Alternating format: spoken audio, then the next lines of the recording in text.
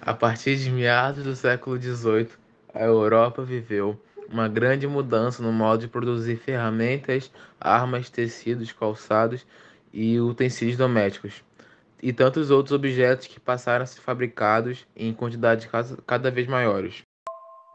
Desde então, o transporte e o consumo de mercadorias cresceram de modo acelerado, modificando o modo de viver, de pensar e de agir de milhões de pessoas em várias partes do mundo. Todas essas inovações são características da Revolução Industrial, uma revolução que mudou o modo de fazer produtos e a forma de os homens se revolucionarem. Na Revolução Industrial existem três etapas. A primeira é a manufatura, a segunda é artesanato e a terceira é maquinofatura. A primeira, o artesanato, era uma forma de produção típica da cidade medieval.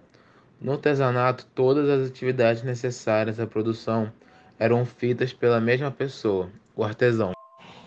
Como se vê, o artesão tinha o conhecimento do conjunto do processo produtivo e era o dono dos meios de produção, oficina, ferramenta e demais utensílios do trabalho.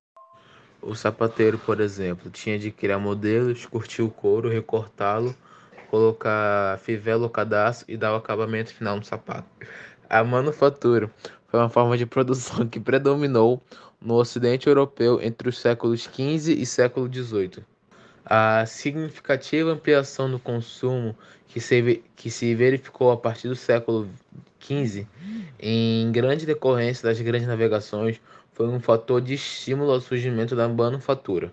Esse aumento de consumo provocou no comerciante o inusitado interesse pela produção. Aqui tem mais alguns exemplos da manufatura. O comerciante passou então a fornecer a matéria-prima aos artesãos e, ao pagar-lhe uma certa quantia pelo produto acabado, que ele revendia. Os artesãos tornaram-se cada vez mais dependentes do comerciante que contratavam, até perderem completamente a sua autonomia. A partir daí, foram sendo reunidos, eh, foram sendo reunidos em grandes oficinas sob a direção de um chefe, trabalhando como assalariado. E a essa forma de produção industrial dá-se o nome de manufatura. Maquinofatura é a forma mais elaborada da produção industrial. Nessa etapa, as máquinas substituem várias ferramentas, bem como o trabalho de uma grande quantidade de operários. A maquinofatura, ou produção mecanizada, iniciou-se com a Revolução Industrial. Expansão da Revolução Industrial. A primeira etapa foi bastante limitada, basicamente. Somente na Inglaterra existia a Revolução Industrial no século XV.